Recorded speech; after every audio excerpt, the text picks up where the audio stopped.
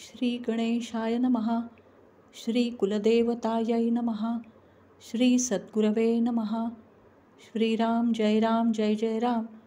अध्यात्म रामायण सुंदरकांड तृतीयः सर्गः. श्री शंकर म्हणाले, आपण आता गळफास घेऊन देहत्याग करावा. राम मला अंतरला. आता ह्या राक्षसांच्या मध्ये राहून जगून तरी काय फळ. ही माझी लांब वेणी गळफास घेण्याला फारच उपयोगी पडेल. असा मरण्याचा निश्चय जानकीने केला आहे. हे पाहून मारुतीने आपल्या मनाशी काही विचार केला आणि सूक्ष्मरूप धारण करून जानकीच्या कानी जाईल अशा हलक्या आवाजाने त्याने बोलण्यास आरंभ केला. मारुती म्हणाला, इक्ष्वाकू वंशात जन्म पावलेला अयोध्यापती दशरथ नावाचा प्रख्यात राजा होऊन गेला. त्याला राम, लक्ष्मण, भरत आणि शत्रुघ्न ह्या नावांचे जगतप्रसिद्ध 4 पुत्र होते. ते सर्व देवांसारखे शुभलक्षण संपन्न होते. ह्यांपैकी ज्येष्ठ राम पित्याच्या आज्ञेला अनुसरून बंधू लक्ष्मण आणि पत्नी सीता ह्यांसह वर्तमान दंडकारण्यात आला. तेथे तो थोर मनाचा राम गौतमीच्या तीरावर पंचवटीमध्ये राहत होता. तेथून राम जवळ नाही अशी संधी पाहून त्या महाभाग्यशील जनककन्या सीतेचे दुष्ट रावणाने हरण केले. त्यामुळे अत्यंत दुःखपीडित होऊन रामाने सीतेचा शोध चालविला. इतक्यात पक्षीराज जटायू मरणोन्मुख स्थितीत जमिनीवर पडलेला त्याच्या दृष्टीस पडला. त्याला स्वर्गप्राप्ती करवून देऊन राम लागलीच ऋष्यमुख पर्वतावर गेला. तेथे आत्मज्ञानसंपन्न अशा त्या श्रीरामाचे सुग्रीवाशी सख्य घडले. पुढे रघुनंदनाने रामाने सुग्रीवाच्या पत्नीचे हरण करणाऱ्या वालीचा वध केला आणि सुग्रीवाला राज्याभिषेक करून मित्रकार्य संपादिले. नंतर वानरराज सुग्रीवाने अनेक वानरांना आणविले आणि सीतेच्या शोधाकरिता 4 बाजूंना त्या वानरांना पाठविले. त्यापैकी मी एक सुग्रीवाचा सचिव असा वानर आहे. संपातीच्या सांगण्यावरून 100 योजने लांबीचा समुद्र शीघ्र उल्लंघून लंकानगरीत त्या सुलक्षणी जानकीचा मी शोध केला. तेथून पुढे अशोकवनिकेत थोडा थोडा शोध घेत असता तेथे एका शिंशपा वृक्षाखाली दुःखमग्न स्थितीत शोक करीत असलेली रामाची पट्टराणी देवी जानकी माझ्या दृष्टीस पडली. आता मी आल्याचे सार्थक झाले असे बोलून तो महाबुद्धिमान मारुती स्वस्थ बसला. तो सर्व वृत्तांत क्रमवार ऐकून सीतेला आश्चर्य वाटले. मी हे ऐकिलेले शब्द आकाशात वायूने उच्चारलेले असतील काय? मी काय झोपेत आहे की माझ्या मनाला भ्रम झाला आहे की हे सर्व खरे आहे? दुःखामुळे झोप तर मला नाहीच. तसेच सर्व मला नीट समजत आहे, तेव्हा भ्रम तरी कसा म्हणावा? माझ्या कानांना अमृतासारखे लागणारे गोड शब्द ज्याच्याकडून उच्चारिले गेले असतील त्या प्रियंवद महाभाग्यशाली पुरुषाने मजसमोर प्रकट व्हावे. हे जानकीचे भाषण ऐकून मारुती त्या पानांच्या जाळीतून हळूच खाली उतरला आणि सीतेच्या पुढे उभा राहिला. त्याचे शरीर चिमणी एवढे, तोंड लाल आणि अंगकांती पिवळी होती.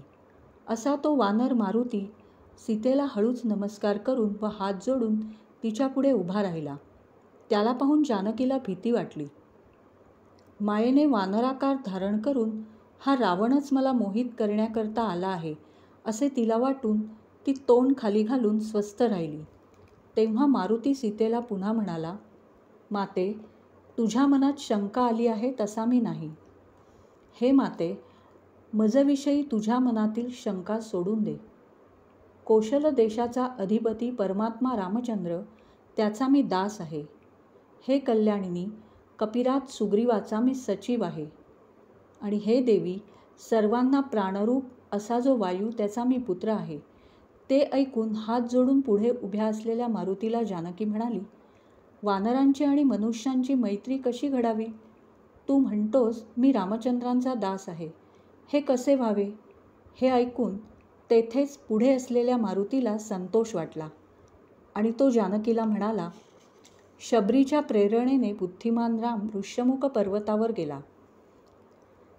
त्या ऋष्यमुखावर सुग्रीव राहत असे. त्याच्या दृष्टीस राम लक्ष्मण पडले. त्यांना पाहून सुग्रीव भ्यायला आणि त्याने रामाचा तेथे येण्यात काय उद्देश आहे हे समजून घेण्याच्या उद्देशाने मला पाठवले. मी ब्रह्मचार्याचा वेश धारण करून रामाजवळ गेलो. रामाचा शुद्ध अभिप्राय जाणून त्या दोघा रामलक्ष्मणांना मी खांद्यावर घेतले आणि त्यांना सुग्रीवाजवळ नेऊन त्यांची सुग्रीवाशी मैत्री घडवून आणली. सुग्रीवाच्या पत्नीचे वालीने हरण केले. त्याचा रघुत्तम रामाने एकाच बाणाने वध केला आणि सुग्रीवाला राज्याभिषेक करविला. पुढे सुग्रीवाने तुझ्या शोधासाठी 10 दिशांना मोठमोठे बलवान वानर पाठवले. मला निघताना पाहून श्रीराम आदरपूर्वक म्हणाला, हे वायुपुत्रा, माझ्या कार्याची सिद्धी होणे पूर्णपणे तुझ्या हातात आहे. मी आणि लक्ष्मण दोघेही खुशाल असल्याचे सीतेला सांग आणि खुणेसाठी म्हणून जीवर माझ्या नावाची सुंदर अक्षरे कोरलेली आहेत ती ही माझी उत्तम अंगठी तुला देतो, ती सीतेला दे. असे म्हणून रामाने आपल्या कराग्रांतून अंगठी काढली आणि मला दिली. हे माते, ही पहा, मी ती जपून आणली आहे. असे म्हणून वायुपुत्र मारुतीने ती अंगठी सीतादेवीला दिली आणि आपण हात जोडून व नमस्कार करून दूर उभा राहिला. ती रामनामांकित अंगठी पाहून सीतेला परमानंद झाला. तिने ती अंगठी मस्तकी धरली. तिच्या डोळ्यांतून आनंदाश्रू वाहू लागले. ती म्हणाली, हे वानरा, तू माझा प्राणदाता आहेस. तू बुद्धिमान असून रामाचा भक्त व प्रियकर्ता आहेस. तसाच रामाचा तुझ्यावर विश्वास आहे. तसे नसते तर परपुरुषाला त्याने माझ्याजवळ कसे पाठवले असते. हे हनुमंता, माझे दुःख वगैरे सर्व तू पाहिलेच आहेस. हे सर्व तू रामाला सांग की तेणेकरून त्याला माझी दया येईल. हे साधुश्रेष्ठा, माझे प्राण केवळ 2 महिने राहतील. तितक्या मुदतीत राम आले नाहीत तर तो दुष्ट मला खाऊन टाकील. म्हणून कपिंद्र, सुग्रीव आणि दुसरेही वानर नायक ह्यांसह प्रभू राम येईल आणि तो रावणाचा पुत्र आणि सैन्य ह्यांच्यासह युद्धात वध करून मला सोडविल, तरच ते त्याच्या वर्णिलेल्या शौर्याला अनुरूप होईल. म्हणून वीरा, त्याला स्फुरण येईल अशा प्रकारे येथील वृत्तांत वर्णन कर. हनुमंता, रावणाचा वध करून राम मला शीघ्र सोडविल असा प्रयत्न कर. हे हनुमंता, वाणीचा उपयोग करून धर्म घडेल असे कर. हनुमंत देखील सीतेला म्हणाला, हे माते, मी रामाला भेटलो की तो आयुधांसह लक्ष्मणाला आणि ससैन्य सुग्रीवाला घेऊन लागलीच येईल आणि स्वपराक्रमाने रावणाचा वध करून हे देवी तुला अयोध्येला घेऊन जाईल ह्यात संशय नाही. त्यावर जानकी त्याला म्हणाली, पण एवढ्या विस्तीर्ण समुद्राला तरून विशाल स्थूल स्वरूपाचा राम आपली वानर सैन्ये आणि सेनापती ह्यांसह येथे येणार तरी कसा. मारुती म्हणाला, ते दोघे पुरुष श्रेष्ठ माझ्या खांद्यावर बसून येतील. वानराधिपती सुग्रीव आपल्या सैन्यासह आकाशमार्गाने एका क्षणात विस्तीर्ण समुद्र उल्लंघून येईल आणि आपल्याकरता सर्व राक्षस समूहांना जाळून भस्म करील, यात संशय नाही. हे देवी, मला अनुमोदन दे. मी रामाला भेटण्याकरता सत्वर जातो आणि बंधूंसह तुझ्याकडे त्याला त्वरेने पाठवतो. हे माते, मजजवळ काहीतरी खुणेची वस्तू दे की जिच्यामुळे रामाचा मजवर विश्वास बसेल. ती वस्तू मी जपून ठेवीन आणि मोठ्या उल्हासाने रामाकडे जाईल. नंतर कमललोचना सीतेने थोडा वेळ विचार केला आणि मग आपल्या वेणीतील चूडामणी काढून तिने तो मारुतीला दिला. ती म्हणाली, हे कपिश्रेष्ठा, हा मणी पाहताच रामलक्ष्मणांचा तुझ्यावर विश्वास बसेल. हे सुव्रता, खुणेकरता आणखी एक गोष्ट मी तुला सांगते. पूर्वी एकदा चित्रकूट पर्वतावर राम एकांतात माझ्या मांडीवर मस्तक ठेवून निजले होते. त्यावेळी कावळ्याच्या रूपाने इंद्राचा पुत्र जयंत तेथे येऊन त्याने मांसाच्या आसेने माझ्या पायाचा किंचित लाल असा अंगठा आपल्या नखाने आणि चोचीने वरचेवर प्रहार करून फोडला. नंतर राम जागे झाले. तेव्हा माझ्या पायाला झालेली जखम त्यांच्या दृष्टीस पडून ते म्हणाले, हे कल्याणी, मला अप्रिय अशी ही गोष्ट कोणत्या दुष्टाने केली. इतक्यात ज्याचे तोंड, नखे आणि चोच रक्ताने लाल झाली आहेत व जो माझ्या अंगावर वरचेवर धावून येत आहे अशा त्या कावळ्याला रामांनी आपल्या अग्रभागी पाहिले. ते पाहून त्यांना फार संताप आला. मग रामांनी गवताची एक काडी घेऊन तिच्यावर दिव्य अस्त्राचा प्रयोग केला आणि ती धगधगीत काडी सहज कावळ्यावर फेकली. ती काडी त्या कावळ्यावर पडताच तो भ्यायला आणि तीनही लोकात भटकू लागला. इंद्र, ब्रह्मदेव इत्यादिकांकडूनही आपले रक्षण होणे शक्य नाही हे पाहून तो पुन्हा दयानिधी रामचंद्रांकडे आला आणि भयभीत होऊन त्यांच्या पाया पडला. तो शरण आलेला पाहून राम त्याला म्हणाले, हे माझे अस्त्र अमोघ, कधीही व्यर्थ न जाणारे आहे, तरी तू त्याला आपला एक डोळा दे आणि येथून निघून जा. कावळ्याने ते ऐकून आपला उजवा डोळा त्या अस्त्राला दिला. मग तो तेथून गेला.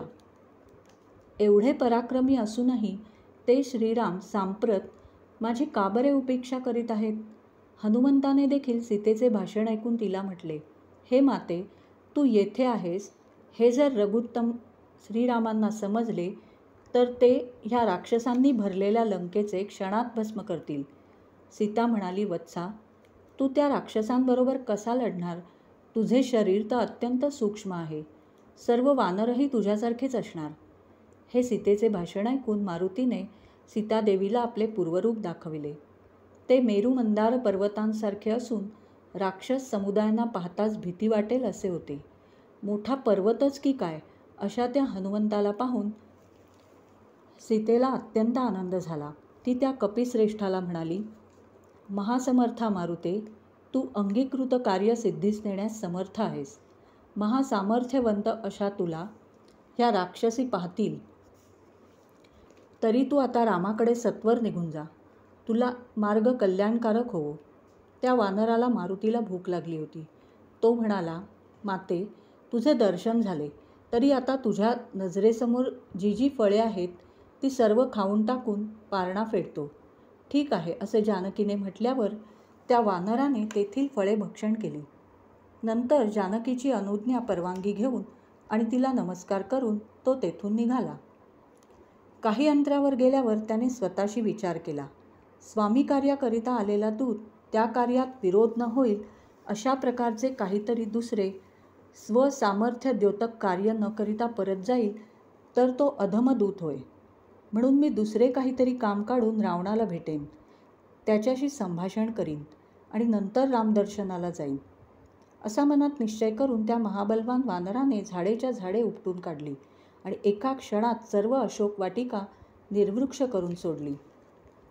सीतामाता ज्या वृक्षाच्या आश्रयाला बसली होती तेवढा मात्र सोडून बाकी सर्व अशोकवन त्याने ओसाड करून टाकले.